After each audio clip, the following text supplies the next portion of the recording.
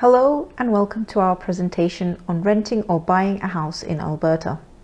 In this presentation, I will explain to you the most important things to do when finding suitable accommodation. So let's start with temporary accommodation. You will need temporary housing once you arrive in Alberta. You can stay with family or friends in the beginning, of course, but if that is not an option for you, then you can stay in a hotel or a motel, or short-term rentals that can be booked through Airbnb.ca and Verbo.com. I have included a couple of links to those two websites, so feel free to search those options and see what's best for you and your family. Average cost of housing. I know this is something probably on your minds. How much would an average unit cost me per month? For example, in cities like Calgary, an average one-bedroom rental is about $1,830. Unfortunately, this has gone up slightly than previous years. In the presentation, you can see it says about 18% increase compared to previous years. But again, it's important to kind of know what you will be paying once you come in. An average two-bedroom rental is about $2,100 monthly, again with an increase of 15% than previous years. If you are looking to buy a house, the average house price is $635,000. Again, there has been an increase compared to previous years. If you are interested in more cities, I have included a link showcasing to you all the average rent prices that you can find in these cities. Finding your own place to rent. Luckily, you can search for rentals even before arriving in Canada. There are many rental websites available such as rentfaster.ca, kijiji.ca, Rentals for Newcomers, along with many others. I have listed some of them below, so please check them out and use the many features that they have to find the suitable rental for you and your family. If you have already landed, you can always look out for rental signs that are sometimes advertised on buildings. Just check them out, call the number, and see if it's something suitable for you. You can also check out local newspaper listings that have available properties for rent. However, if you do plan to rent before arriving, I would be careful of scammers. It is highly unadvisable to rent before coming unless you have family or friends who are already in Alberta and can check things out for you on your behalf until you come in and see it for yourself. Types of housing. There are several types of housing you can rent. These include apartments and suites, townhouses, duplexes, single-family houses, or shared housing. Apartments vary from high-rise buildings that can be more than 5 stories high that need elevator access to low-rise buildings that are up to just 5 levels.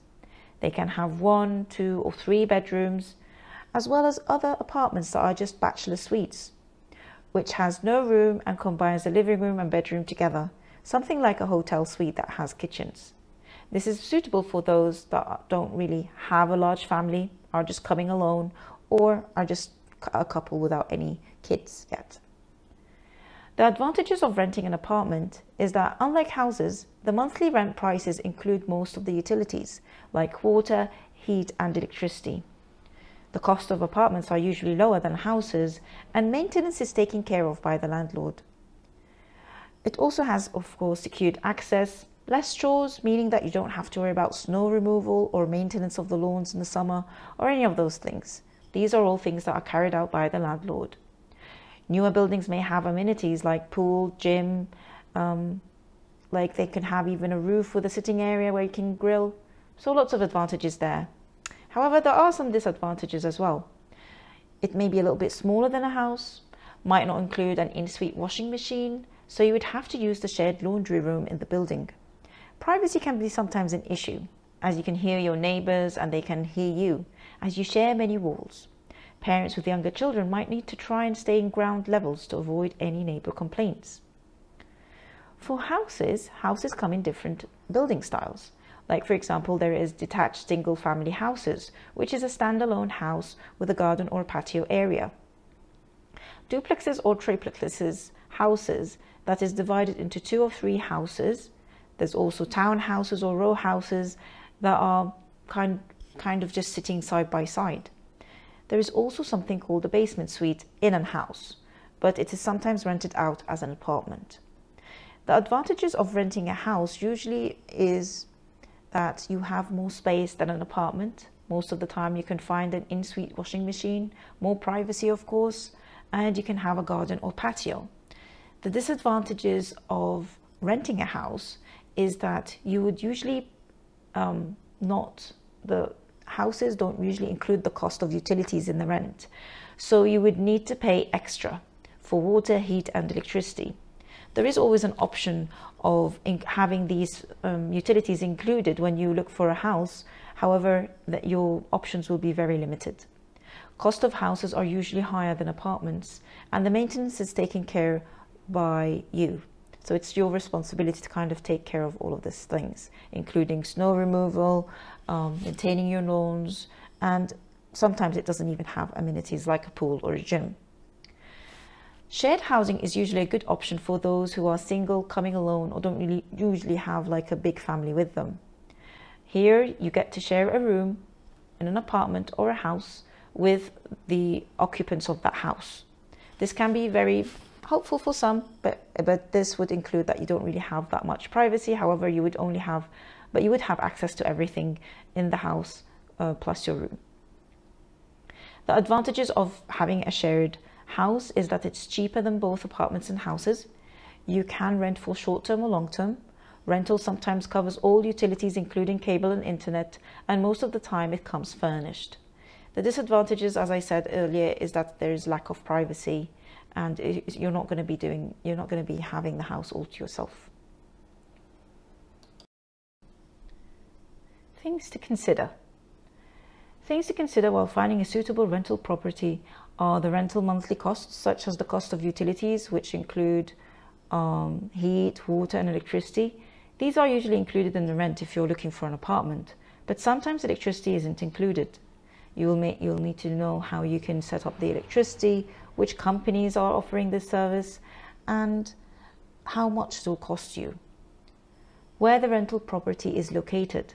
This is a very important subject for some, as location and neighborhoods are extremely important for them, depending on if they're coming alone, they're with their family, or if they have a certain lifestyle that they like to maintain. The size of the unit also is one of the points that we will discuss in the coming slides, and the type of rental. Apartments, house, townhouse or suite are all very, very important things to consider before renting out anything. In the coming slides, I will explain them in detail. Identifying the area or neighborhoods that are most suitable to you is a very important part of renting.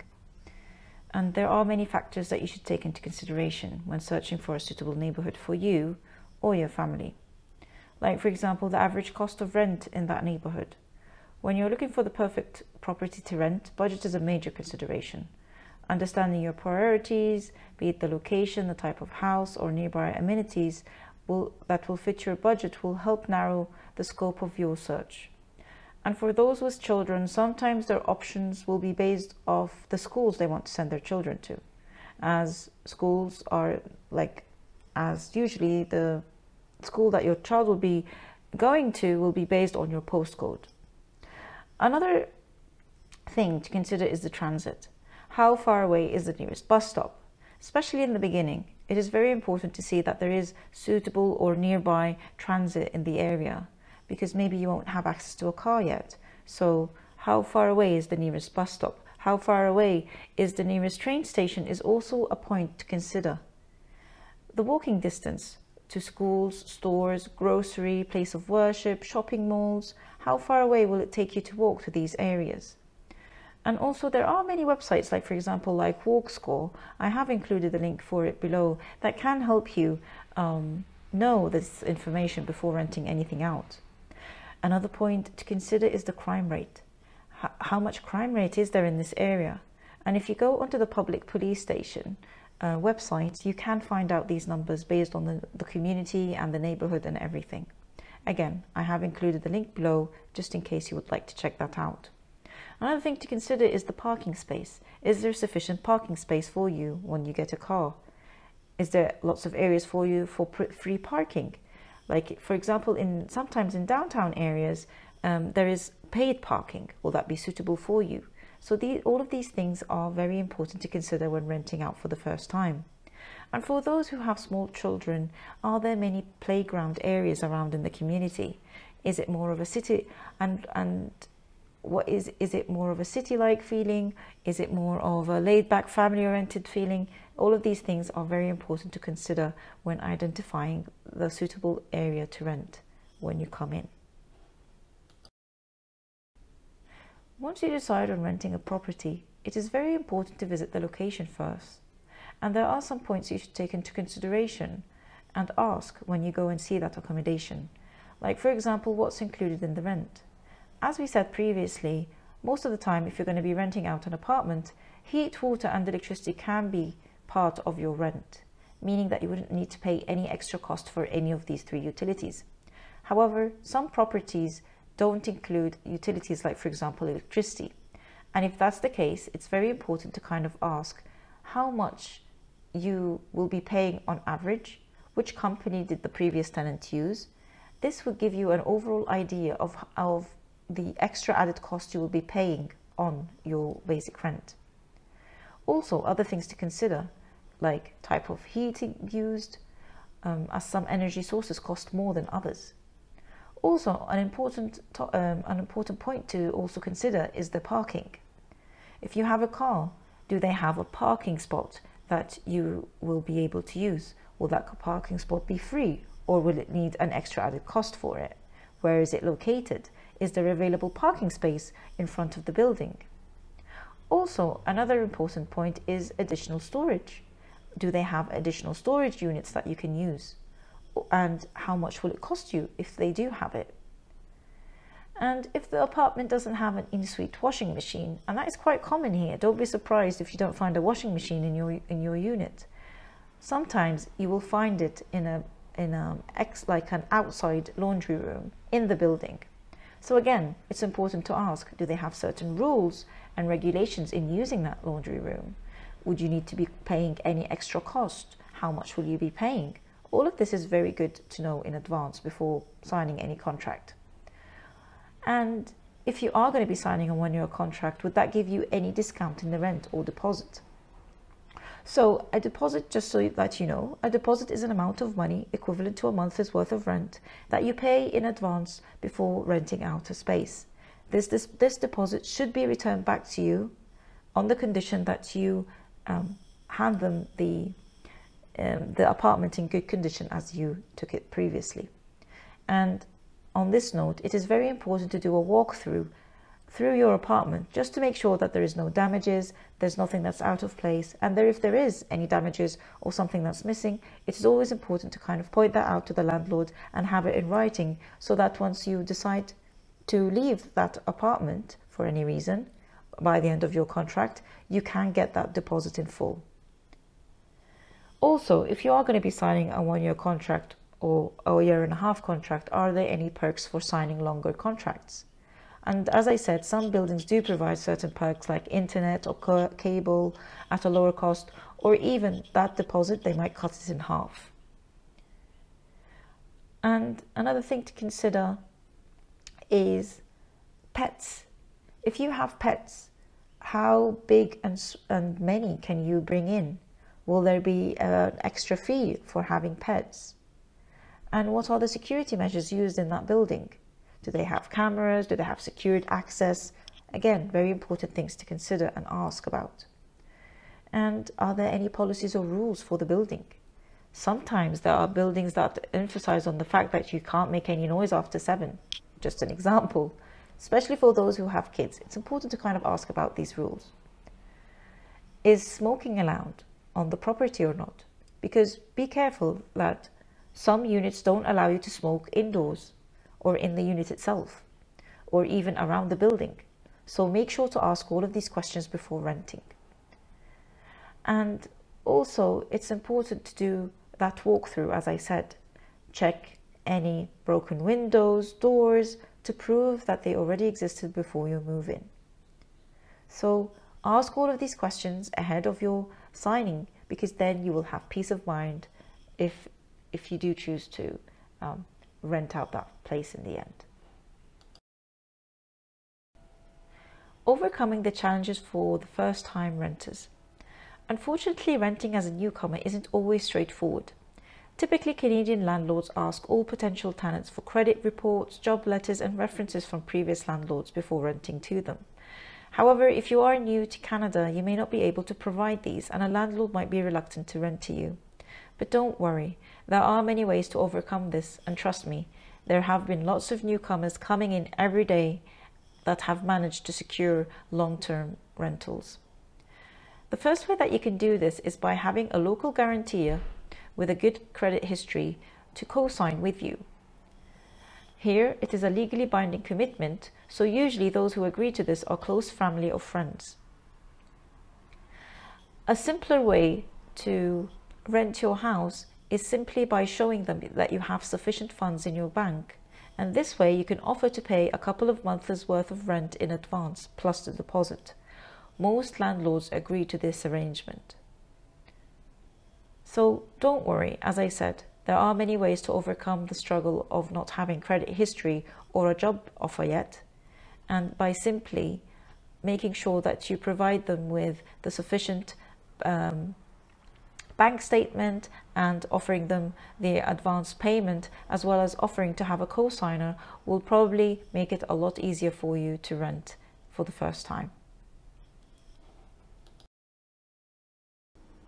Once you decide that this accommodation is the right fit for you and your family, you can go ahead and sign the lease agreement. But make sure to go through the lease thoroughly and check everything that is included. A lease should always outline the terms, conditions, and duration of the rental agreement. It is important to review all three before signing. Conditions for termination of a lease, the notice period required to terminate the lease, are very, very important to know and have in mind before doing anything really, because who knows, maybe you need to terminate that contract before it ends, so at least you know exactly what needs to be done. Terms for dispute resolution, late payment, damage and repairs, eviction, all of these things are equally important to kind of understand before signing anything. I have included a link for tenant rights as well as landlord rights. It's very important to kind of know your rights before signing anything so you know what you're getting into. Make sure to set up your utilities if needed. Take your copies of keys, fobs, passcodes, everything, and get ready to move into a new house. Buying your first house. When you feel it's time to look for your own place and that you want to feel more at home, then you can start the process of buying your first house. But before you start looking, there are several important factors you need to consider. So it is important to gather information and be prepared for this big step. One of the factors to take into consideration is affordability. What is your budget? How much can you afford? And how much savings do you have? What is the estimate amount of the mortgage loan that you can take out of the bank to qualify for financing your first home? To get an accurate estimate, you will need to visit your bank's financial advisor before booking any viewings. There are many organizations such as CMHC that provides online calculators and worksheets that can give you an idea of how much you might be eligible for. Another thing to take into consideration is location. Where do you want to buy your house? Is there a certain city, neighborhood that you prefer? Have you considered moving out of the city and moving to a more rural area for cheaper housing prices? Is it far from work? Is it close to family and friends, places of worship, parks and recreational facilities? Another thing is size and special features. How big do you want the house? How many bedrooms do you need? Do you need a garage? Do you want a big or a small garden? What kind of house do you want to buy in general? A single detached family home? A townhouse? If you buy a townhouse, will there be any extra fees like homeowners association HOA fees? If there is a fee, how much will it be and what services will you be paying for? Have you considered buying a condo or an apartment instead, as you might find them a lot cheaper than houses? If yes, will you be responsible for any maintenance fees if something happens to the building? Will the condo or apartment price include the parking space spot in the garage? How many spots will you get? Are there any special amenities? Again, very, very important subjects to consider. In order to find out or start your search, you can always visit websites like realtor.ca. I have included the link below. You can also drive a walk around the neighborhoods you like and look out for any on sale signs and contact the realtor then. Visit areas that have new construction. Maybe they have something suitable for you. Ask family and friends and let them know that you're looking to buy. Check your local newspapers, visit real estate agents and let them know what you are looking for. And once you do all of that, hopefully you can buy your first house. Mortgage information for first-time buyers. This slide includes more information on how you can finance your first home here in Canada, and it has step-by-step guidance on what you should be doing to own your first home. So best of luck with everything and welcome to Canada.